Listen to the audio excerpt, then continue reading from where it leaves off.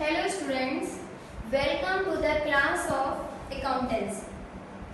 Students, today we are discuss our second chapter's second topic, change in profit sharing ratio among existing partners.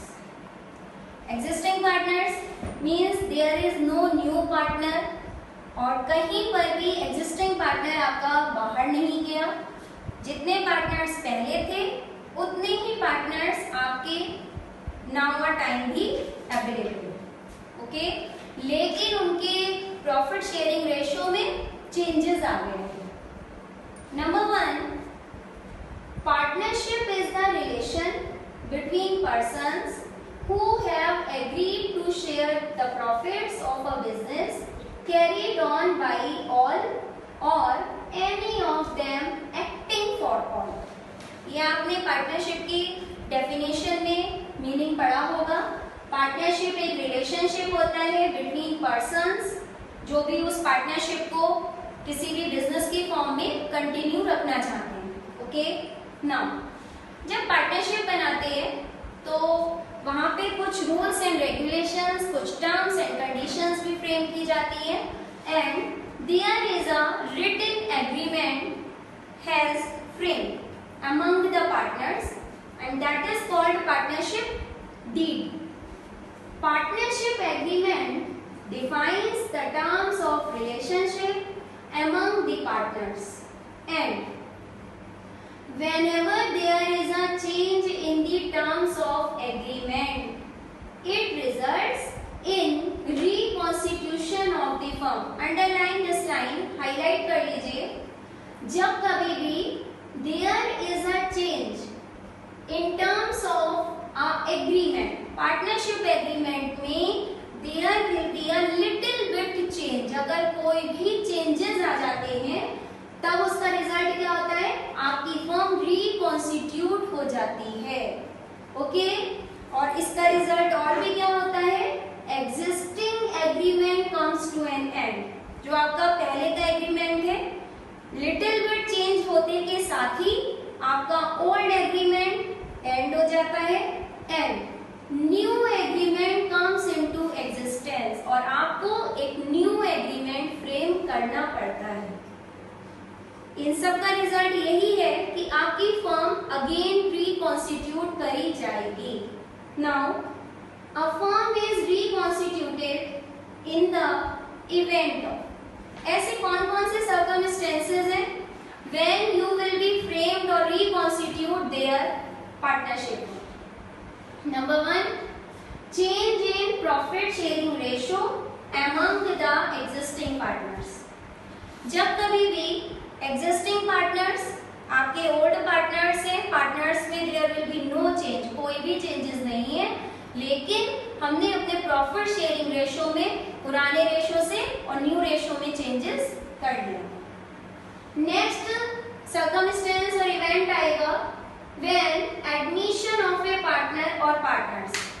आपके existing partners हैं 3, 4 जितने भी partners हैं, आपने 2 को और एंटर करवा लिया या आपने किसी एक पार्टनर को और एंटर करवा लिया, that is known as admission of a partner. Retirement of a partner, existing partner से मान लीजिए कोई पार्टनर अगर आपका डेथ हो जाता, रिटायर्ड हो जाता है, उसकी एज, वर्किंग एज कंप्लीट हो जाती है या उसका अब वर्क करने का मूड नहीं है, तब वो क्या करेगा, अगर फर्म से रिटायर भी हो सकता है तब भी आपकी existing partnership agreement comes to an end हो जाएगा और उस कंडीशन में भी आप एक न्यू पार्टनरशिप एग्रीमेंट फ्रेम्ड करेंगे. तब भी आपकी फर्म को क्या करना पड़ेगा, आपको रिकॉन्स्टिट्यूट करना पड़ेगा. डेथ ऑफ ए पार्टनर, जिस तरीके से कोई पार्टनर रिटायर हो जाता है, वो अपनी मर्जी से हो जाता है या उसका एग्रीमेंट पूरा हो जाता है कि भाई इतनी एज तक आपको वर्क करना है, उसके बाद वो रिटायर हो जाएगा, लेकिन डेथ कभी भी हो सकती है किसी भी पार्टनर की, और जिस समय डेथ हो जाएगी तब आपका एक भी पार्टनर फर्म से अगर बाहर जाता है, उस कंडीशन में existing partnership agreement comes to an end and new partnership agreement comes into existence. Death हो जाती है तब तब भी आप क्या करेंगे, एक अगेन फर्म को रिकॉन्स्टिट्यूट करेंगे, क्या चीज फ्रेम करके, न्यू पार्टनरशिप एग्रीमेंट को फ्रेम्ड करके। देन एमर्जेशन ऑफ टू और मोर पार्टनरशिप फर्म्स, ज्वाइंट वेंचर क्योंकि पार्टनरशिप पर्संस का रिलेशनशिप होता है, टू और मोर पर्सन जब फ्रेम करके एक फर्म फ्रेम करते हैं तब वो होती है आपकी पार्टनरशिप। और ज्वाइंट वेंचर और एमालगेशन में when two firms will be amalgamate, okay, जब दो फर्म्स आपस में पार्टनरशिप करती हैं तब वो कहलाता है आपका एमालगेशन और ज्वाइंट वेंचर ऑफ टू और मोर पार्टनरशिप फर्म्स, ओके। एंड इस कंडीशन में भी आपको अपना पार्टनरशिप एग्रीमेंट अगेन रिकॉन्स्टिट्यूट करना पड़ेगा, new partnership agreement comes to into existence में आएगा, okay. Now there are some issues when any changes in the profit sharing ratio among the existing partners. There are some issues when there is change in profit sharing ratio among the partners.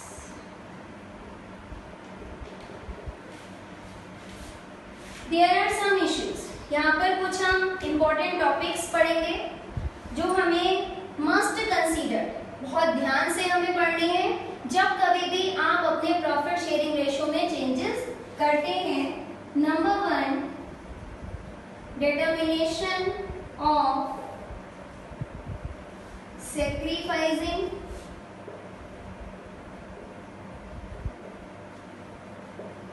और gaining ratio. Number 2, treatment of goodwill. Number 3, accounting treatment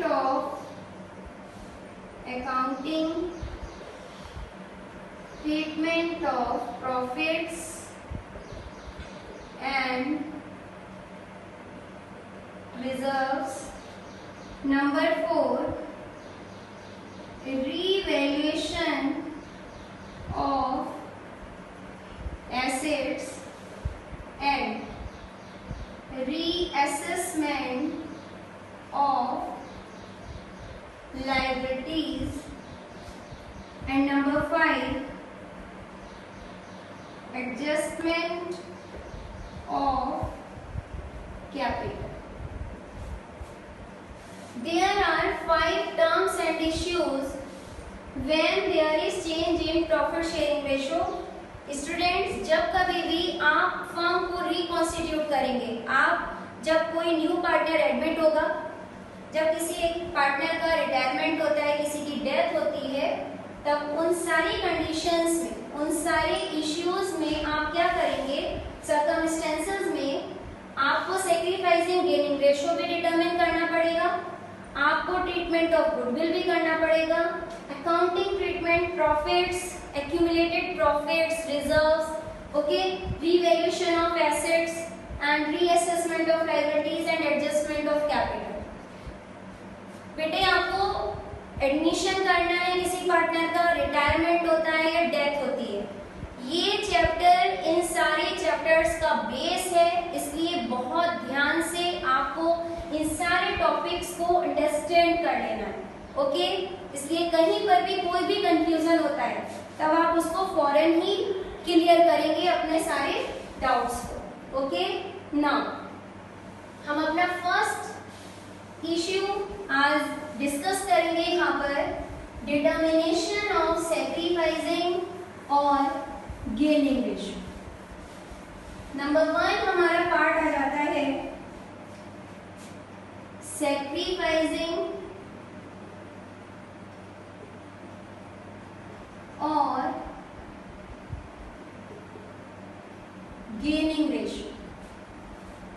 sacrificing ratio equal to old ratio minus new ratio, और gaining ratio equal to new ratio minus old ratio. Okay, now what is sacrificing ratio?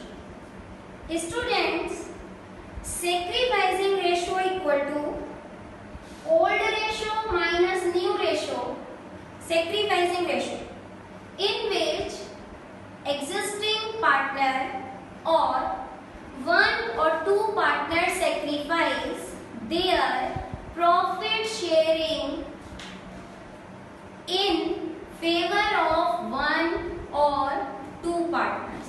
जब कभी भी एक partner और ज्यादा partners अपने share का profit sacrificing का क्या मतलब है, हमें देना पड़ेगा. ओके, तो सेक्रीफाइसिंग पार्टनर जब कभी भी अपने शेयर के प्रॉफिट को दूसरे किसी पार्टनर के फेवर में गिवन कर देगा, वो रेशियो क्या लाएगा आपका, सेक्रीफाइसिंग रेशियो. ठीक है, तो उसका old ratio minus new ratio. अगर क्वेश्चन में आपको ओल्ड और न्यू दोनों रेशियो गिवन होंगे तब आप क्या चीज फाइंड आउट कर लेंगे, सेक्रीफाइसिंग रेशियो फॉरन ही आप फाइंड आउट बहुत इजीली कर सकते हैं. And gaining ratio in which one or two partner of the firm gain profit shares of sacrificing ratio by the one or more partners of the firm. Sacrificing में मैंने आपको बताया जिसमें एक पार्टनर अपने प्रॉफिट का शेयर दूसरे partners को सेक्रीफाइस कर देगा, वो रेशो कहलाएगा आपका सेक्रीफाइसिंग रेशो, और सेक्रीफाइस करने वाला पार्टनर हो जाएगा आपका सेक्रीफाइसिंग पार्टनर. और गेनिंग रेशो में, gaining ratio is that ratio in which one or more partners gain profit share by sacrificed ratio from the one or two partners. Gaining partner कौन हो जाएगा, जिसे प्रॉफिट का शेयर क्या मिलेगा, मिल जाएगा. ओके, वो हो जाएगा आपका गेनिंग पार्टनर. और gaining ratio new ratio minus old ratio, क्योंकि अब न्यू में कुछ ना कुछ चेंजेस हो जाएंगे. आपको सेक्रीफाइसिंग से जो भी मिलेगा, जिसको मिलेगा वो गेनिंग पार्टनर हो जाएगा, और जिसको देना पड़ेगा वो आपका सेक्रीफाइसिंग पार्टनर हो जाएगा. और इसके बाद हम फाइंड आउट करेंगे और सॉल्व करेंगे अपना न्यूमेरिकल पोर्शन. ओके, नाउ इससे भी पहले न्यूमेरिकल पोर्शन से पहले जस्ट लाइक मैंने आपको बताया कि when there is new and old ratio is given, then we will be find out are sacrificing ratio.